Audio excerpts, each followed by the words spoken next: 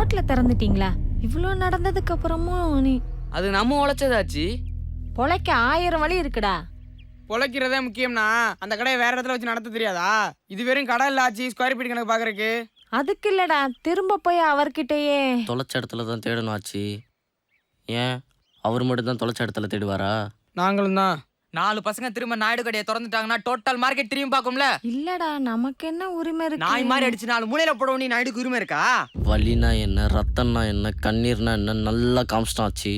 இதுக்கு மேலே பயப்படுறதுக்கு வேற ஒன்றும் இல்லை. டேய், அதுக்கு இல்லடா.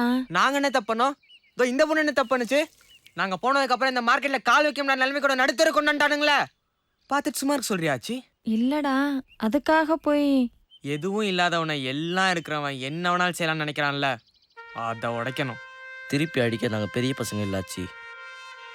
அதே மாதிரி பயந்து ஓடுறதுக்கு நாங்கள் சின்ன பசங்களும் இல்லை.